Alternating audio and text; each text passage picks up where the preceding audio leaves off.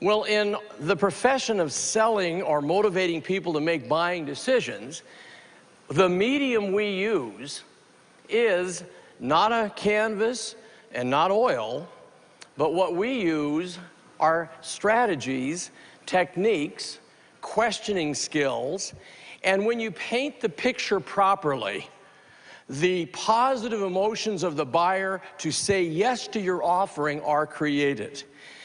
And that's the same when I, for example, was early in sales. I didn't understand the basic truth that no one says yes logically. They say yes emotionally, then they defend that decision logically. So if you are in the business of moving people to yes decisions, it is done primarily emotionally. Now, I didn't know this when I was brand new. Now, I want to ask you a question. How many of you ever had too much month at the end of your money? Can I just see your hands? Well, if you said yes to that, that's kind of the way I started. I was 19, unheard of, to go into the profession of selling, primarily choosing real estate at that point, which was a very high-end item for a 19-year-old. And I didn't do well when I started. Now, granted, today I'm blessed to hold a record for the most number of home sales that have ever been made, but that wasn't true in the beginning. I only made one sale in the first 6 months. And that's not really true. I did not make the sale. I was the only one in the office. A couple came in and the husband said, "We saw a home with your sign on it, and we want to buy it." And luckily, he knew how to fill out my forms. People say to me, "What happened, Tom, to change you from a 19-year-old kid that didn't know what he was doing?" I did what you folks are doing today. I did what you watching this program are doing. I invested in my education. I spent the last $150 I had to go to a seminar, and the man teaching it, I can honestly say, all these years later, had a life-changing effect on my life. And that can happen to you when you go to a program with your mind open and you listen carefully, intently. You do your very best to take the pearls, those certain things that are said that can change your life if you apply them. And that is the real key. The application of what is being covered in these programs. Taking it, applying it, and having the changes take place. So I decided in putting this program together that I wanted to share with you some things about selling that most people don't talk about. See, because most people think the word selling and they go, well, they got to be great talkers.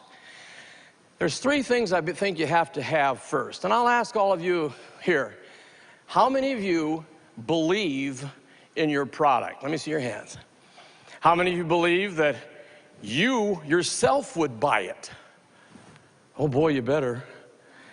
How many of you are enthusiastic about the profession of selling? Great. Now I want to start off by saying you got to believe in what you do. I've had people on talk shows say, "Tom, I'm thinking of going into sales. Where can I make the most money?" And I go, that's not how you look at finding a profession called selling. You need to find something you love. In fact, it has to even go more than a love. I think you have to have a passion for what you do.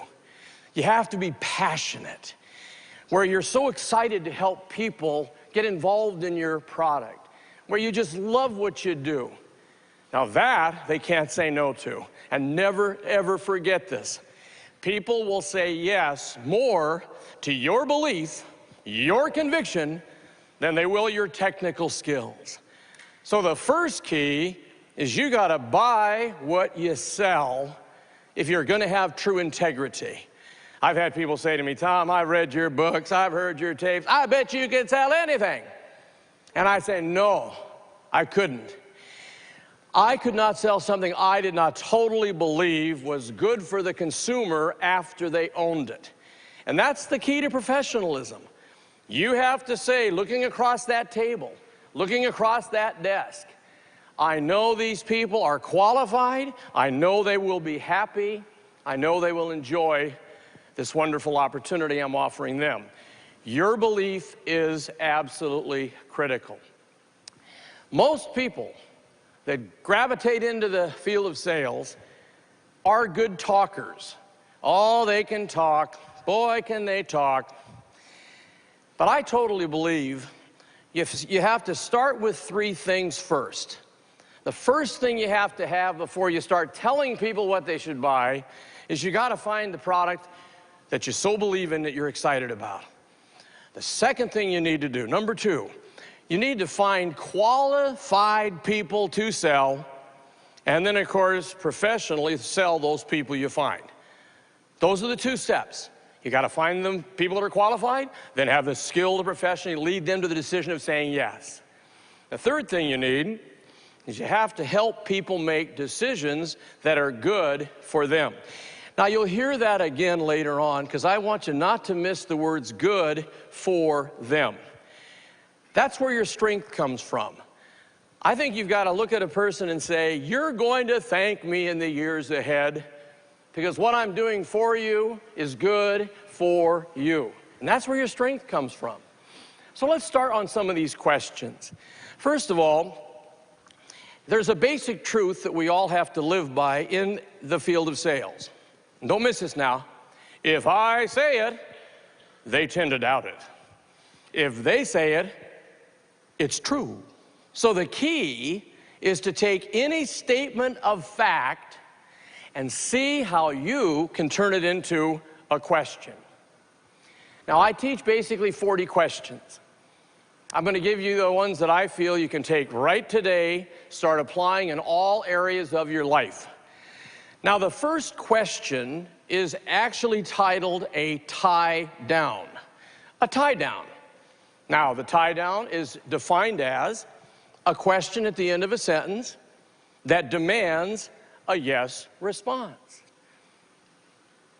In other words, it's a way of getting yeses, isn't it? That was one, wasn't it? I did it again, didn't I? You're catching on, aren't you? They're kind of fun, aren't they? You can make this a speech habit with practice, can't you? Because you do want to get more yeses, don't you? Now, I'd like all of you to now join me. I'm going to say a statement. I'd like you to add the tie down that's applicable and give me a nice nod. Ready? Investing in a quality product makes sense, doesn't it? Gosh, they've got to say yes to that. They won't say, oh no, we're looking for something that just breaks all the time. Haven't you got a real rotten product to talk to me about? No, they'll say yes to that. So that's the tie down. Now have fun with that. Don't overuse it though. See, some people go, boy, I love that, isn't it, doesn't it, wasn't it, couldn't it, wouldn't it, shouldn't it, can't you, won't you, don't you, I love that thing. But then they overuse it, and now you're getting pushy. Here's a general rule for you in sales. For every hour presentation, use no more than 2 tie downs in the presentation. That would be your maximum, or you're moving from giving them a good opportunity to say yes to getting pushy and controlling, and people don't want that today. All right? Our next question technique is one of my very favorites, and it's actually called the alternate of choice. Now, the alternate of choice, the definition is this. It's a question with 2 answers. Either answer they choose is a minor agreement leading towards the major decision. So you're always trying to give them 2 questions. 2 questions, you say. And of course, the key to this thing is they must know the answers. This is very important. And the answers must confirm the fact they're going ahead. Now, let me give you the best uses of it. It can be time you meet someone. See, if you say to many people in business, when can we get together? Now, you that are in sales, you're the last person they may want to meet. And they'll stall you. Oh, call me next week, call me next month. That's why you want to smile and just say this nice question to them. Just look at them and use their name. John, I'm available to meet with you today at 3, or would tomorrow at 9 be better? Now they can't say yes or no. Take a 3, take a 9. Either way, I'm going to meet with you. You can use them on location. Would you like to come to my facility, or should I visit you at your home? They can't say yes or no. Take a choice, home or office. They're wonderful. Have fun with these too. I'd love you to just say, I'm going to take these and teach them to my kids. My 3 children knew all the questions before they were 10 years of age. And they are different today. I can remember my little 8-year-old daughter, Tasha. Now, most 8-year-olds, when they go to the market with Dad, they would say, Dad, can I have an ice cream? Not Tasha. She'd say, Dad, which would you prefer I have today? A fudgesicle or a popsicle? Either way, she gets her ice cream, right? So you can really have fun with this. You can use it with your spouse. You know, if you want to go out to dinner, you know what you have in the house. You just smile and say, what would you like tonight, hon? Chinese or Italian food? He says, gee, I love Chinese. Well, you know, we don't have any. Grab your coat. Let's go find some. And you moved him to a decision to do what you wanted to do with the alternative choice question. Very, very fun. Now, your third question is called the porcupine. Now, it's a funny name. And I know when I say it, you're going, porcupine? I'll tell you why I named it this. I was taught the strategy many years ago. And it's basically answer the right question with a question and then write that answer on your form agreement paperwork. The challenge I had is I was nervous like most people in our business, and I would forget to do it. I mean, all of a sudden they'd say, how soon can we move into the home? And I'd go, well, there's 30-day possession, there's 60-day possession.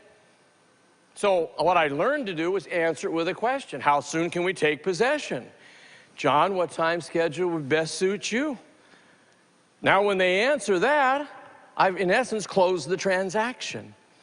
And I called it the porcupine because I started saying, I won't forget it if I visualize they threw a live porcupine in my lap. Now, what would you do if I did? I threw a live porcupine right at, what would you do with it? You'd throw it back. That's what we do with the right questions.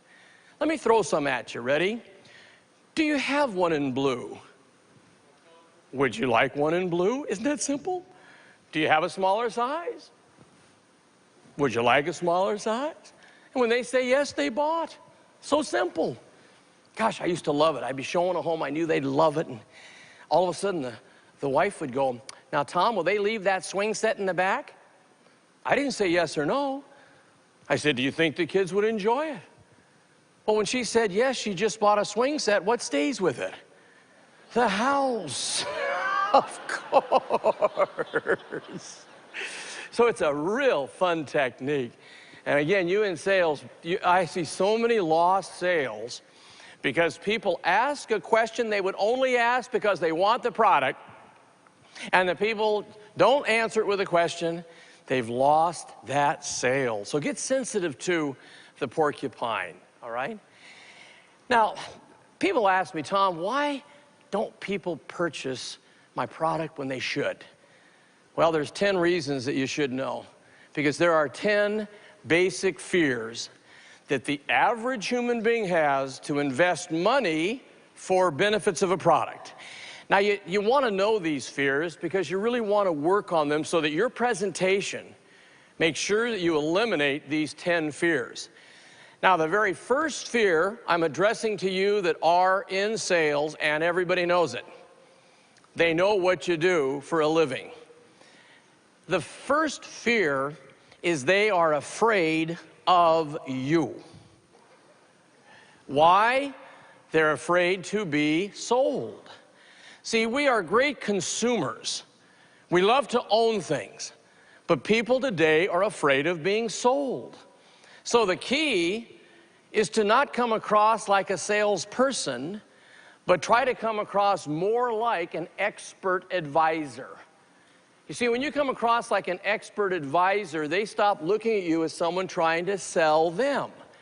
And that's, of course, when everything works. The feelings are right. They don't know exactly what they should do, but they feel good about you. See, if you were to boil down the whole key to this business to one sentence, let's just say hypothetically, You were in the elevator at the hotel, and I was in the elevator, and you says, Tom, I'm studying your training, I've read your books, blah, blah, blah, blah. We got 10 floors till we get to the top. What is the real secret? And I would say I can boil everything I teach down to one basic truth. If you make something happen with people, you're going to do well in this business. What is it? You have the ability to have them like you, trust you, and want to listen to you. You see, if people like you, then they trust you, and they want to listen to you, not have to. They now open up and say, I need more information. That is when you really are going to do well in this business. Now, the second fear that people have, they're afraid of making a mistake. And you know, all of us are. Many people have purchased something they wish they'd never purchased. They were told something and it didn't work, the warranty wasn't good, and so they have this fear that, hey, I'm not making a mistake. That's why in any presentation, you must watch as we watch the presentation to make sure that any of those fears about making a mistake are covered in the presentation. Now, your third fear, they're afraid of being lied to. See, many times they've been told a lie in the past. Anyone over 30 years of age has purchased something where it didn't do what they said it was going to do, and they felt they were lied to. That is why it's so important that you are extremely honest and truthful. See, I believe that you can have a great presentation, you can tell anybody anything based on what you're saying if you come from a foundation of truth. And that's really, really important to have a long-term integrity and ethics with your clients. Now, the fourth reason people are afraid to buy is they're afraid of incurring debt. All of us are. So many people have too much debt today, and they look at your product, they may have to increase the monthly investment, and right away they're going, I don't think I can afford it. I'm afraid of that. So again, it's so imperative that in your presentation that you make sure they realize the value that they get. Because see, that's what the exchange is in selling anything. It starts with perceived value as to the benefits they're going to get. Then it goes from perceived value to real feelings of value. And that's why one of the great keys to selling anything is learning how to pour on value. Because if there's enough value, it diminishes the investment they're going to make. Fifth reason, this one takes a little explaining.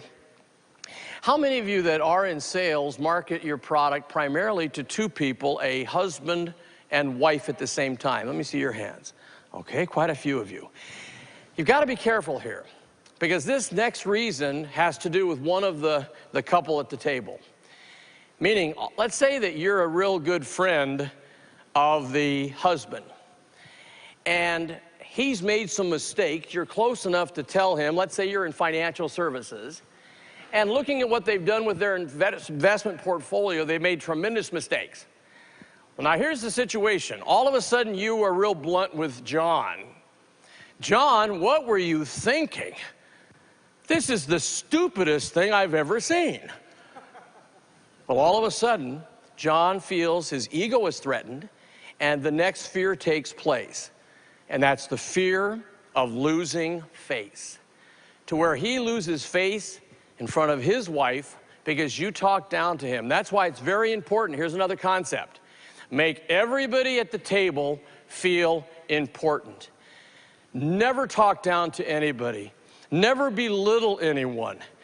It's amazing if you make everybody feel important, which is, again, is uplifting them, how they'll want to do business with you not only once, but for a lifetime. And that's when you really have done your job, when they want to be a lifetime client. My last year in sales, 96% of the people I met and got involved in our opportunities were referred to me by other happy people. And that only happens when you do a great job for them. When they know, wow, this person cares more about me than making a sale. And that's something you want to work on, that feeling. Now, there's a word for that. You've heard it during the program, and it's called the word empathy. See, empathy to me is the most important thing people have to feel you have for them. You have empathy for them. Empathy is putting yourself in their shoes. In fact, I have a poem. I love poetry. It's another thing I write. I love it. I have a poem that I think will really illustrate to you what this empathy thing's all about. Let me share it with you. When you walk down the road of life and come to that bridge, knowing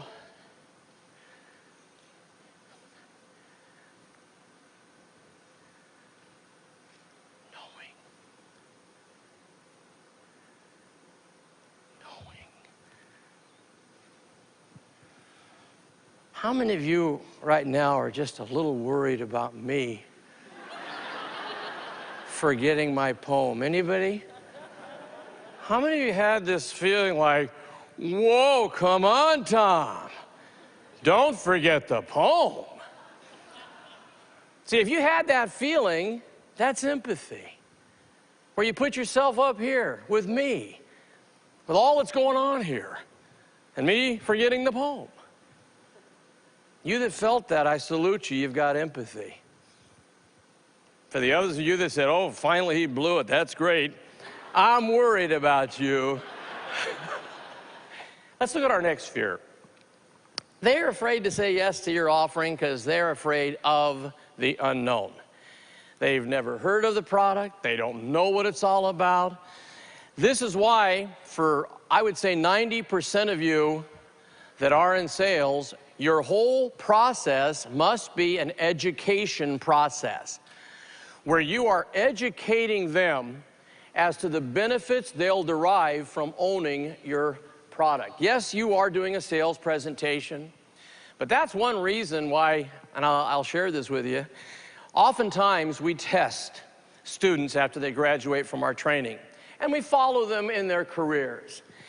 And the people that seem to do the best in sales come from either the nursing background or flight attendants.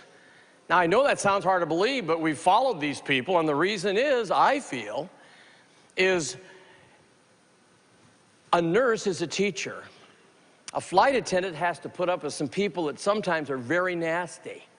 They'd have to learn how to handle the people in pain. And that's really what you do in the sales process. You're having people who might feel a pain that you can solve with your product or service, and you've got to educate them and lead them in to feelings of ownership. Your next fear is because of a bad past experience. See, they had a bad past experience. They said yes to something, and gosh, I wish they had never seen it. And right away, you sound like that last person. And they go, we had that happen once before. Now, you'll also find another truth. You that work with people over 50, as they look into their golden years, they are reluctant to take risks like they did when they were younger. So you really have to make them secure with your presentation to where they feel, boy, this is really going to be good for me. And that's why, again, they'll have bad past experience memories if you don't handle them properly in your presentation. Now, number 8 is important. Their fears can be based on prejudice, meaning someone prejudiced them. I had this happen in my career. It was the only time it ever happened once in all the years I was in business and sales. I had a couple who was definitely qualified, but after 2 years of working with them, I could never close a transaction, and the reason was they had been prejudiced. Now, prejudiced by number 9. Their fears were based on a third party. Their parents said they shouldn't do it, their grandparents said they shouldn't do it, and so they'd been prejudiced by a third party, and because of that, that fear of making the mistake, the fear of all the things we've talked about, overwhelmed them, and they could not go ahead. Now, your last fear is an interesting fear. It's a fear because of the words you say. Now, when I first started with you, I mentioned comparing selling to an art form and the great masters using oil and canvas, and we use words with people. And every word you say has one of two effects on people. Either it's a positive effect or it's a negative effect. And I'm going to really ask all of you that are participating to not use these 8 words, because I totally believe a person can be this close to saying yes or this close to saying no. And all of a sudden they hear one of these words and the fear overwhelms them. Now, the first word you don't want to ever say to them when you're telling them how much the product or service is the words cost or price. See, because as soon as you say the cost is, the price is, their first reaction is, it's too much, or we should shop around for a lower price. Now, that's what cost or price triggers. John, the price of this vehicle is $28,500. Right away they go, that's a little higher than I thought. Maybe we should go up the street to another dealership. Or many people today are overwhelmed by the appreciation of what things have gone up to, and so you give them a price and it knocks them out. So I'm really going to ask you, when you tell people how much your product or service is, don't use cost or price. Share with them the total investment or the total amount.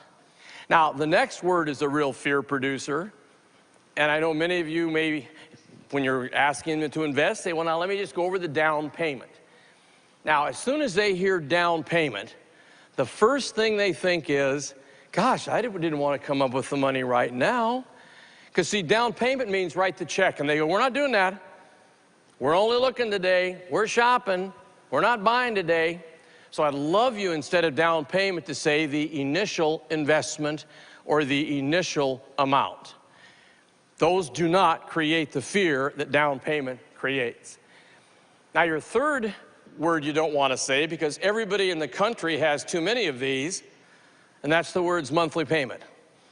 See, when you say monthly payment, it takes them back to that little table that they sit at once a month, and they write a check, and they hope they have enough money to pay all the bills. So I'd love you to not tell them the monthly payment. Instead, use the monthly investment or the monthly amount. Monthly investment or monthly amount. And of course, your next word. Boy, you talk about a scary word. Don't call it a contract. See, when you say, let's go over the contract, they remember mom and dad saying, don't you get near a contract. In fact, if you get near a contract, you better read the small print. And if you don't understand it, make sure you get an attorney involved. So all of that is built in when you say, let's go over the contract. So instead of calling any printed form that you fill out and they put their signature on, don't call it a contract. Call it either the paperwork or the agreement or the form. See, it's a whole different feeling. The next word you don't want to say is a small word, but it's very fearful. Don't say the word buy. See, when you say, when you buy this, that's what they didn't want to do. They're there to look. So every time you go buy, when you buy, you're going to love buying here, buying there, buy this. They go, we're not doing that today. And many of them you're going to meet have made a pact before they meet you, where that husband said to that wife, Mary, you keep your mouth shut. We're not buying anything. We own too many things. You can't say no. I'm not sure what this whole thing's about. So right away, every moment you say buy, they put up the defenses. So drop by. And from the moment you meet them, use the word own. See, it's amazing. People love to own things. They're just afraid to buy them. And again, it's a whole different feeling. It's amazing. Instead of saying, you know, when you buy in this neighborhood versus when you own the pride of ownership that people do that live here. And it's a whole different feeling. And we are, again, helping people emotionally say yes. Then the next two words, they're the same in essence, but the next two words are very scary words. They are sell or sold. See, when you say to someone, when I sell you this, right away they go, you're not doing that. We decided we're not buying, you're not selling us. Or some people go, you know, we sold your friends. And they go, yeah, you pushed them into it. You're not doing that to me. So try to drop from your entire vocabulary the words sell or sold. You use the terms get them involved. Get them involved. Or help them acquire. We've helped so many companies acquire this business machine. We get so many families involved in this area. It's amazing. They'll let you get them involved. They'll let you help them acquire it. They just don't want you to sell them. And again, it's a whole different feeling, all right? The next word's a word I really dislike. And when I hear it, I want to grab the person and say, you know, if I were your client and you said that word to me, I would be on my way out because I don't want to get involved in one of those. And the next word you don't want to say is the word deal. See, so many people have gotten into a bad deal that they were told was a good deal. So you, of course, say, this is a good deal, and they go back to the past and go, we had one of those. No, thank you very much. We're not getting involved in another deal. Especially people over 50. They hear the word deal and they go back 10 years ago when they lost all they had in savings because someone said it was a good deal and it wasn't. So instead of the word deal, whenever you're talking about how great this opportunity is, you use that word. Either opportunity or transaction. John, I think you're going to agree this is an excellent opportunity for you. I think it's a transaction you're really going to be happy about. Now, in business-to-business sales, this is wonderful. Because oftentimes your decision maker is not the president or the CEO of a company, and when they hear the word deal, they get skeptical. But when you say to them, this will be a transaction that all of your company will be thrilled with, it doesn't create that fear of a bad deal. Now, you're doing everything right, and you're moving right along. You've filled out your paperwork. You've done everything, and it's now time for you to go for the signature. And you ask them to sign it. Don't ask people to sign anything. What if mom and dad said, don't you sign anything? And that one word sign, where they were heading towards a yes, can push them into no. So instead of sign, we ask them to okay it. John, I'll just need your okay here. Or you can ask them to approve it. John, I'll just need you to approve it. Or you can ask them to authorize it. Just need you to authorize my paperwork as you would a check. Or you ask them to endorse it. It's amazing. They'll okay it, they'll approve it, they'll authorize it, they'll endorse it, but they won't sign it. And I mean it. I've watched it. I had one company do tests on this. They decided after they invested in some more training, they said, hey, let's test this. And it was amazing how many people, when they were asked to sign it, said, we're going to think it over. We'll get back to you. Amazing. And I really want you to work on this. I mean, practice it. John, I'll just need you to okay my paperwork right here, and we'll set up delivery next week. Some of them won't know what you mean. They won't know what you mean. Watch, I'm going to have you be the buyer. All of you are the buyer now, ready? And I want you to say, when I ask you to go ahead, I want you to say, oh, you mean sign it. Ready? So, John, Mary, I'll just need your approval right here, and we'll set up delivery for next week. Oh, when they say, oh, you mean sign it, all I want you to do is give them a nice smile, nod your head, and say one word, fine. And now they know what their job is. Try it, gang, it works. John, Mary, I'll just need your authorization right here. Oh, you mean you want us to sign it? Fine. And nod with a smile, and they know what they're supposed to do, and they will take that pen and put their approval on it if you'll do it just like that. Now let me go into what I consider the thing that makes our organization different than most, because we really work on one subject. And it is the biggest art form of the art form of selling. And it's called the art of closing a sale. And it is the one area that people have the most challenge with.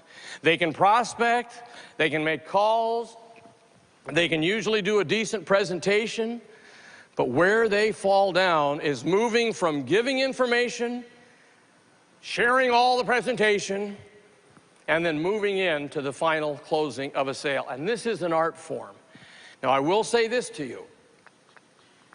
If I were to walk on this stage, 5 of the highest paid people in the United States in sales, had them sit at a table or desk and do their presentations, you would see differences in the way they came across.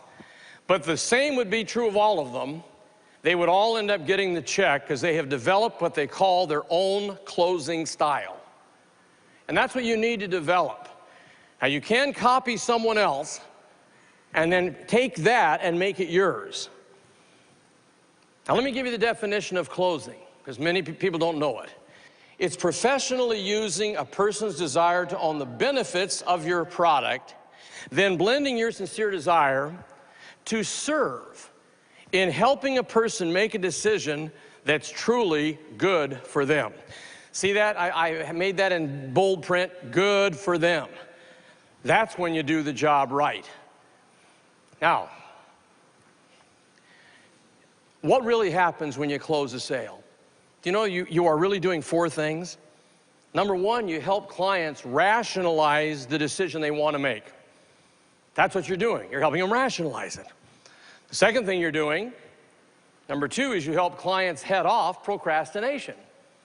See, they are procrastinators, but with your great presentation, you head that off. Number 3, you help clients deal with their fear. Based on what I've taught you so far today, we don't produce fear with the words we say. Number 4, you help clients overcome indecision. Overcome indecision. Now, those are the 4 things you do when you're great at that table presenting and closing a sale. The final closing, this is the final closing, begins one of 3 ways. The first way it begins, now I'm talking, they know everything they need to say yes, and now I'm going to the final closing. The first way it starts is the buyer asks you a porcupine question, the answer to which you then write on the paperwork by saying, let me make a note of that. In other words, they go, Tom, will you train us to use the copier? You don't say yes. You smile and say, is training something you'd like? When he says yes, you then move right onto the form, well, let me make a note of that. Training required, and I am closing the transaction. That's such a beautiful way to start. The second way it starts, number 2, you ask them what we call a final closing question, and it's a minor close. It's called the test close. So you ask them a test closing question. Gosh, I'd love you that are in sales to just turn to the buyer and just say this sentence. John, how are you feeling about all this so far? I didn't ask him to buy. I said, how do you feel? And when they say they feel good, that's when you know it's time to move right onto your paperwork by just saying, let me make a note of that. The next way it begins, see, there's 3 ways. The third way it begins is you just ask them a reflex question and move on to your paperwork. Now, there's more than this, but the most popular reflex questions. Number 1 is the date. Gang, you're well off if you don't know the date. Just smile and say, you know, John, I've been running at such a pace. Do you know the date? He gives it to you. Just thank him and put it on your form. And you're closing. Number 2, the correct spelling of the name. Don't do this with a Jones or Smith, but if it's Mr. Stenskowski, smile and say, Mr. Stenskowski, can you help me with that spelling? Well, I sure can. He spells it, you fill it out on the form. The third way, which was my favorite, was you ask the middle initial. Mary, did you have a middle initial? She says B. You say, let me make a note of that, and you on the paperwork. And you're going to have such fun when you make this happen. Now, here's another very, very critical point. When you finish filling out any form, you pick it up, you scan it for correctness, and deliver your final closing sentence. And you want to write your own. Let me give you an example. Here's what we call just a generic one. John, with your approval right here, will set up delivery for next week.